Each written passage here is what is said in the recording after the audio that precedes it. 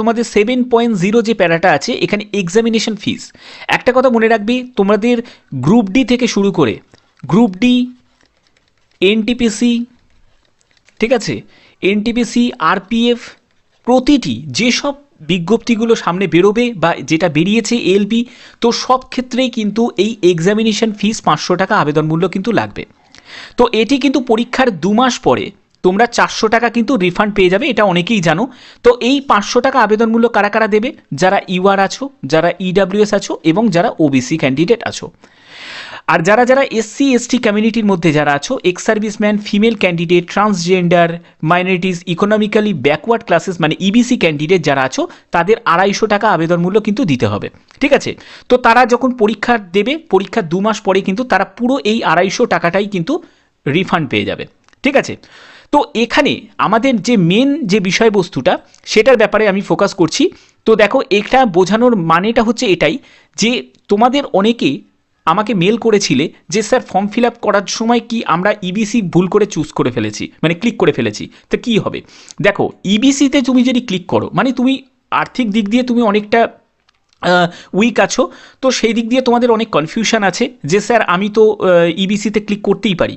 তো ইবিসিতে ক্লিক করলে তোমাকে কিন্তু ইনকাম সার্টিফিকেট 50,000 টাকা কিন্তু দেখাতে হবে, এবং সেটি কিন্তু অ্যানুয়াল ফ্যামিলি ইনকাম, মনে থাকে যেন। এটা কিন্তু তোমাদের বছরে 50,000 টাকা তোমাদের ইনকাম, সেটি কিন্তু তোমাদের দেখায়। 50,000 টাকার কম যে ইনকাম আছে সেটি কিন্তু তোমাদের শো করতে হবে সেই ইনকাম সার্টিফিকেট, এবং সেটি কিন্তু ডিস্ট্রিক্ট ম্যাজিস্ট্রেট এইগুলোর থেকে কিন্তু তোমাদের মানে সার্টিফিকেট কিন্তু সই করা এইসব থাকতে হবে। তো তারপরে বিপিএল কার্ড এগুলো থাকতে হবে। যদি এগুলো প্রোভাইড করতে পারো তাহলেই কিন্তু এটা করো, আর যদি না পারো তাহলে কিন্তু এটা করো না। কারণ এখানে অনেক স্টুডেন্ট আছে যারা সবেমাত্র মানে 18 বছর কমপ্লিট হয়েছে, যারা এএলপির জন্য বা অন্যান্য যেসব সামনে গ্রুপ ডির যেসব ভ্যাকেন্সি আছে সেই গ্রুপ ডির ভ্যাকেন্সিতে মানে তারা অংশগ্রহণ করবে।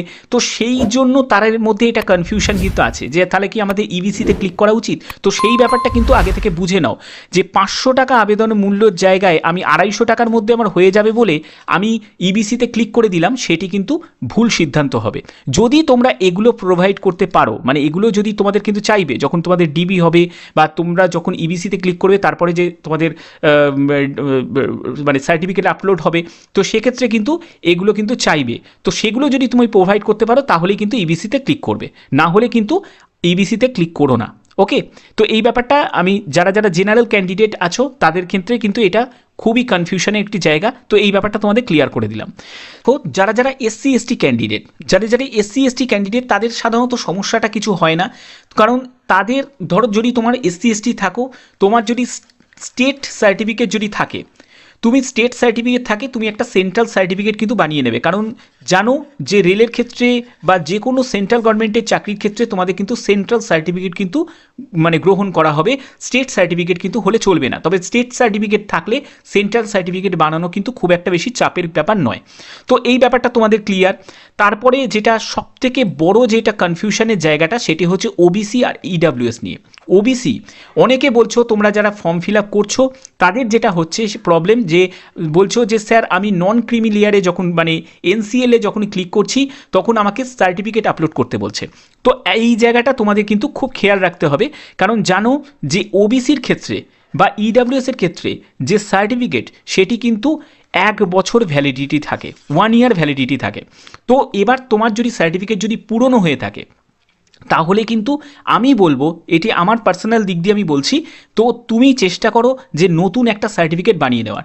কারণ এএলপির ক্ষেত্রে এখনও ডেট কিন্তু আছে, ডেট এখন 19শে ফেব্রুয়ারি পর্যন্ত তোমাদের লাস্ট ডেট। তো তোমাদের এই সার্টিফিকেট বানাতে, নতুন সার্টিফিকেট বানাতে তোমার হয়তো 3 থেকে 4 দিন লাগবে, মানে রিনিউ করাতে, ঠিক আছে। তো সেক্ষেত্রে 3 থেকে 4 দিন লাগবে। তো চেষ্টা করো নতুন সার্টিফিকেট বানিয়ে নেওয়ার। যদি নতুন সার্টিফিকেট বানিয়ে নাও তোমার কিন্তু ডিভির ক্ষেত্রে কোনো রকমভাবে সমস্যা হবে না, এমনিতেও সমস্যা হবে না। তোমরা যারা যারা বানাতে পারছো না, কোনো কারণবশত তোমরা বানাতে পারছো না, তাদের উদ্দেশ্যে বলছি আমি, এটা কিন্তু শুধুমাত্র ওবিসিদের ক্ষেত্রে বলছি না, ইডাব্লিউএস ক্যান্ডিডেটদের ক্ষেত্রেও কিন্তু একসাথেই আমি বলে দিচ্ছি, তারা চেষ্টা করো পুরনো সার্টিফিকেটটা কিন্তু আপলোড করবে। পুরনো সার্টিফিকেট আপলোড করবে যখন, আর চেষ্টা করবে যে নতুন কিন্তু আর একটা সার্টিফিকেট বানিয়ে নেওয়ার, মানে রিনিউ সার্টিফিকেট বানিয়ে নেওয়ার। যখন তোমরা ডিভি করতে যাবে তখন এই যে পুরনো মানে ওল্ড যে সার্টিফিকেটটা যেটা মানে আপলোড করেছো সেটিও নিয়ে যাবে এবং যেটা নতুন সেটিও সঙ্গে করে নিয়ে যাবে, তাহলে কিন্তু কোনো রকম সমস্যা কিন্তু হবে না। ব্যাপারটা ক্লিয়ার? তো এইটি ভিডিওটা আমি মনে করলাম যে অনেকে আমার কাছে মেল করেছো, প্রচুর আমার কাছে মেল এসছে, তো এই মেল আসার জন্য আমি দেখলাম যে এটা তোমাদের জন্য খুবই দরকারি হবে। তো চেষ্টা করো যে আবেদন করার আগে মাথা ঠান্ডা করে বুঝে সুঝে কিন্তু আবেদন করবে, কারণ এডিট করে আবার সেটাকে সংশোধন করা তো অনেক ধরনের, কারণ পরবর্তী সময়ে কিন্তু তোমরা সেই অপশানটাও কিন্তু থাকবে না। তো সেক্ষেত্রে চেষ্টা করবে খুব ভালোভাবে বুঝে সুঝে কিন্তু আবেদন করা। তো এটি যারা যারা অনেক নতুন স্টুডেন্ট আছে, যারা যারা জানে না প্রসেসটা কী প্রসেসে আবেদন করতে হবে, যে কোনো একটাতে গিয়ে ক্লিক করে দিল, তো তাদের উদ্দেশ্যে এই ভিডিওটা জানি খুবই উপকারিত হবে তারা। তো যদি ভিডিওটা ভালো লাগে অতি অবশ্যই ভিডিওটাতে লাইক করবে, চ্যানেলটাকে সাবস্ক্রাইব করে বেল আইকন অল করে রাখবে। জব রিলেটেড কমপ্লিট ইনফরমেশন এবং অথেন্টিক ইনফরমেশন একমাত্র ভদ্রেশ্বর স্টাডি সেন্টারেই। তো আজকের মতো এটুকুই, টাটা।